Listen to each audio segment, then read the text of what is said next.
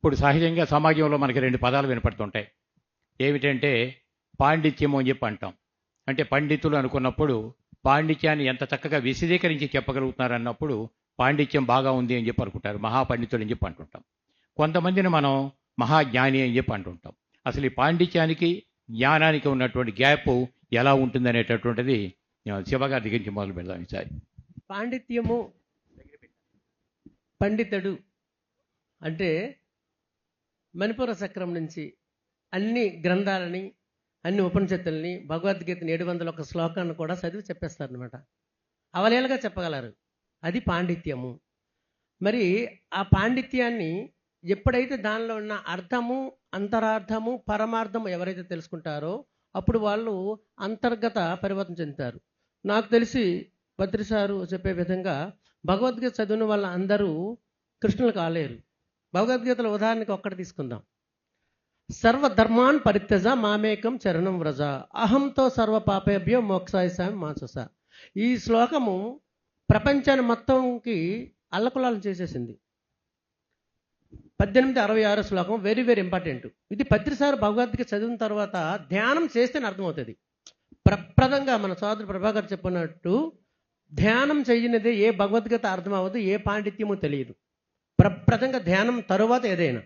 అయితే ఈ సర్వధర్మాన్ని పరిత్యజ మామేకం శరణవ్రజ అనే అర్థము సాధారణమైన భగవద్గీతలో పండితులకు అర్థమైంది ఏంటంటే అన్ని ధర్మాలు విడిచిపెట్టి నువ్వు నన్ను పట్టుకో. ఎవరిని? కృష్ణ పరమాత్మను పట్టుకోమన్నారు.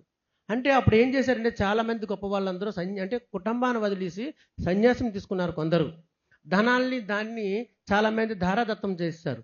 సర్వం ఎందుకు ఎవరు చెప్పారు? కృష్ణ పరమాత్మ చెప్పారు నన్ను పట్టుకో. అది ధ్యానం చేసిన తర్వాత పత్రిసారి చెప్పిన విషయం ఏంటంటే సర్వధర్మాను పరిత్యజ మాం ఏకం శరణవ్రజ. మాం అంటే నీ లోపల ఉన్న ఆత్మ నాయన. నీ సర్వధర్మాలను ఎప్పుడు విడిచిపెట్టాలంటే నీకు శరీర ధర్మము, కుటుంబ ధర్మము అయిన తర్వాత ఎప్పుడైతే ధ్యానంలో కూర్చుంటావో అప్పుడు నీ భార్యతో పని లేదు, పిల్లలతో పని లేదు, ఉద్యోగంతో పని లేదు, దేనితో పని లేదు. ధ్యానం చేసినప్పుడు మాత్రమే అన్ని ధర్మాలని పరిత్యజించు అనే ఎప్పుడు అర్థమైంది? పత్రిసారి భగవద్గీత గీతాసారంలో చెప్పిన తర్వాత అర్థమైంది. అంతకుముందు పండితులు ఏం చెప్పారంటే అంతా ఆయనే చూసుకుంటారంటే అది కాదు. ఆయన ఏం చెప్పారు? నీతో నువ్వు ఉంటే నీకు మేము అన్నీ చేస్తాము, నాతో నువ్వు ఉంటే నీకు నాకు సంబంధం లేదు. ఎందుకు నీతో నువ్వు ఉండమన్నానంటే ఆత్మవత్ సర్వభూతాన్ని ఫసిత పండిత. ఆత్మపరంగా అందరిలో ఉన్నది నేనే కదా, ఆ పరమాత్మ. కనుక నీతో నువ్వు ఉంటే నాతో ఉన్నట్టు, నాతో ఉంటే నువ్వు నాతోనూ లేవు, నీతోనూ లేవు.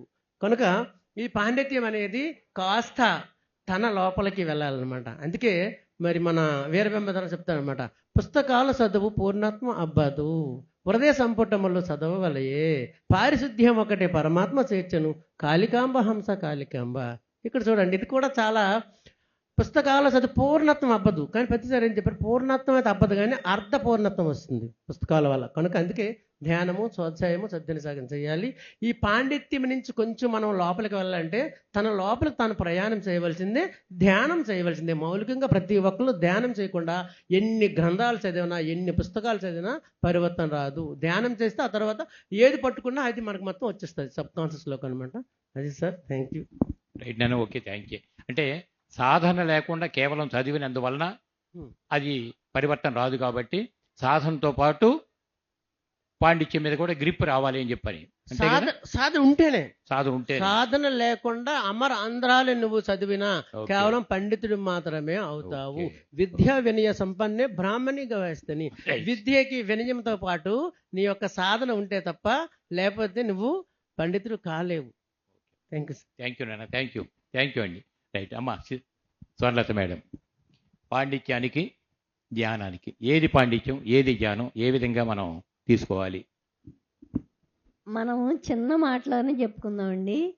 ఇప్పుడు కూడా అంటే ఇప్పుడు చదువుకున్న వాళ్ళ సంఖ్య పెరిగినా ఇంతకు ముందు కూడా అనేక మంది బాగా చదువుకున్న వాళ్ళు సమాజంలో ఉండనే ఉన్నారు. కానీ వాళ్ళందరికీ, మిగిలిన వాళ్ళందరి కోసము నేను చదువుకున్న ఈ చదువు ఉపయోగపడాలి, అందరూ దాని ద్వారా లబ్ధి పొందాలి అన్న ఆలోచన వచ్చిన వాళ్ళ శాతం ఎంత ఉంది? వాళ్ళలో చాలా తక్కువ మందికి ఉంది కదా. అది పాండిత్యం వల్ల సంభవించింది.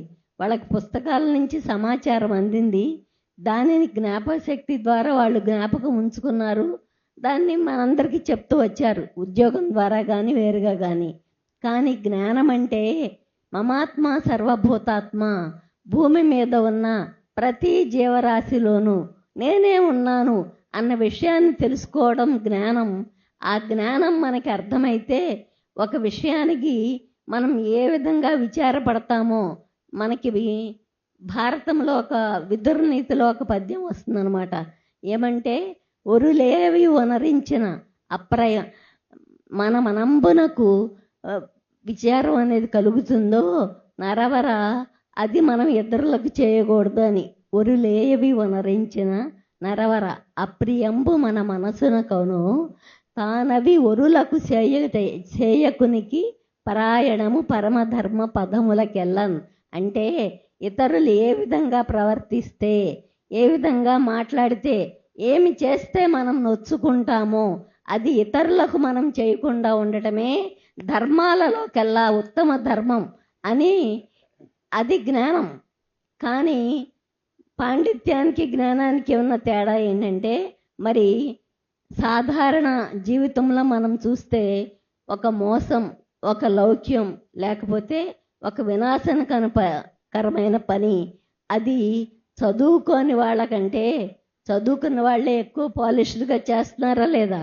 ఎక్కువ శాతం ఇబ్బందులు ప్రపంచానికి, సమాజానికి వాళ్ళ తాలూకు లౌక్యం వల్లే వస్తుందా, రావడం లేదా? అది పాండిత్యం వల్ల మాత్రమే, పాండిత్యం మాత్రమే ఉండటం వల్ల వచ్చే సమస్య అన్నమాట. కానీ జ్ఞానం అనేది ఉంటే అప్పుడు మనము ఎదుటి వారి పట్ల, ఎదుటి వ్యక్తులే కాదు మిగిలిన జీవరాశులన్నిటి పట్ల కూడా ఏ విధంగా ఉండాలి అన్నది మన లోపల సహజ స్పందన ద్వారా మనకు అర్థమవుతుంది. ఆ సహజ స్పందన ద్వారా విషయాన్ని తెలుసుకుని ఆ విధంగా ప్రవర్తించడాన్ని జ్ఞానం అంటాం. ఆ జ్ఞానం ధ్యానం ద్వారా సాధ్యమవుతుంది. ఏ పుస్తకంలోంచి ఏ సారాంశాన్ని ఏ విధంగా గ్రహించినప్పటికీ కూడా అది మాటల ద్వారా కాకుండా చేతుల్లో మనం పెట్టగలిగినప్పుడు అది జ్ఞానంగా పరివర్తింపబడుతుందని చెప్పుకోవచ్చా? ఓకేనా? ఖచ్చితంగా. మనము ఎన్నో, మనకంటే ముందు చదువుకున్న వాళ్ళు ఎంతమందో ఉన్నారు, చాలా విషయాలు తెలిసిన వాళ్ళు ఉన్నారు. కానీ అది ఒక ప్రత్యేకమైన శక్తికో, కొంతమంది వ్యక్తులకో, వారికి మాత్రమే పరిమితం అవడానికి కారణము అది అందరికీ చెందినది అన్న చిన్నపాటి జ్ఞానం లేకపోవడం వల్లే. థ్యాంక్ యూ అమ్మ, థ్యాంక్ యూ. అంటే పరిమితాల్లో ఉన్నప్పుడు పాండిత్యం ఏ విధంగా ఉంటుంది, బట్ ఆ పరిమితాలను ఛేదించుకుని అపరిమితంగా వెళ్ళగలిగినప్పుడు అందరి యొక్క ఆనందమే ఆనందం అని చెప్పని ఎట్లా మనం అర్థం చేసుకోవాల్సి వస్తుంది అనేది కొంత దీని నుంచి మనం అర్థం చేసుకుందాం. అట్లా ఇదే విషయం మీద రాజశేఖర్ గారు. పాండిత్యానికి జ్ఞానానికి వ్యత్యాసం, ఇది అద్భుతమైనటువంటి విషయము, అందరికి గ్రహించాల్సిన విషయం. సో పుస్తకాలు చదివితే పండితుడు అవుతాడు, ధ్యానం చేస్తే జ్ఞానం అవుతాడు. పాండిత్యం అనేది కేవలము మస్తకములు మాత్రమే ఉంటుంది, అనుభవంలోకి రాదు. సో ఎప్పుడైతే మనస్సు మన స్వాధీనంలోకి వస్తుందో, మనస్సు మన ఆధీనంలోకి వస్తుందో అప్పుడు మాత్రమే ఆచరణకు వస్తుంది. సో ఎప్పుడు మనకి మనస్సు స్వాధీనంలో కావాలంటే ధ్యానం చేసిన వాడికే మనస్సు స్వాధీనంలోకి వస్తుంది. ఆ మస్తకంలో ఉన్నది ఆచరణకి వచ్చినప్పుడే ఆడి జ్ఞాని. చెప్పడం ఈజీ, కానీ దాన్ని ఆచరించడం మాత్రం ఒక జ్ఞానికే సాధ్యం. సో కాబట్టి పండితుడు అంటే పాండిత్యం అంటే ఏంటంటే, పండితం అంటే ఎక్కడ చూసినా కూడా ఒక పండు ఉంటుంది, ఎక్కడ కొరికినా తీపి ఉంటుంది. అట్లాగే వాడి జీవితంలో ఎక్కడ ముట్టుకున్నా వాడు తీయగా ఉండాలి, ఆడు పండితుడు. దేనికి శోకించని వాడు పండితుడు, దేన్ని కూడా శోకించని వాడే పండితుడు. కాబట్టి ఆ స్థితి ఒక జ్ఞానికి మాత్రమే ఉంటుంది. మనం ఆ స్థితిని పొందాలి. సో పుస్తకాలు చదివినంత మాత్రాన నాకు దుఃఖం ఉంది, నాకు ఏడుపు వస్తుంది, లేకపోతే కోరిక ఇంకోచోటికి వెళ్ళిపోతుంది అంటే నువ్వు ఇంకా అంత గతిని చేరలేదు. సో కాబట్టి మనం ఎప్పుడు కూడా ఆ స్థితిని పొందాలి అంటే మనల్ని పరీక్షించుకోవాలి. మనం ఏ స్థితిలో ఉన్నామనేది మనల్ని పరీక్షించుకున్నప్పుడే అంతర్గత పరివర్తన స్టార్ట్ అవుతుంది. పక్కవాడిని ఎప్పుడైతే మనం చూస్తున్నామో మనల్ని మనం మార్చుకోలేం. మన లోపలికి మనం వెళ్ళి మనం ఎలా ఉన్నామో ప్రతిరోజు మన అంతరంగంలో మన స్థితి ఎలా ఉంది అని ఎరుకగా ఉన్నప్పుడు మాత్రమే అంతర్గత పరివర్తన అనేది వస్తుంది. సో కాబట్టి అక్కడ పాండిత్యంతో పాటు, పాండిత్యం అనేది ఒక గైడెన్స్, మన ఇక్కడి నుంచి మనం వెళ్ళాలి, హైదరాబాద్ వెళ్ళాలి, ఒక మైల్ రాయి ఉంటుంది. ఇక్కడ నుంచి 700 కిలోమీటర్ హైదరాబాద్ అని ఒక రాయి ఉంటుంది. అది కరెక్టే, బట్ అది పాండిత్యం. కానీ ఇక్కడి నుంచి మనం హైదరాబాద్కి వెళ్ళినప్పుడే దాన్ని జ్ఞానము అంటాం. అది కేవలం ఆచరణ ద్వారా వస్తుంది. కాబట్టి మన పాండిత్యాన్ని సూచించేది, పాండిత్యం చేస్తుంది, సూచిస్తుంది, ఇలా వెళ్ళి దిక్చూచి సూచిస్తుంది.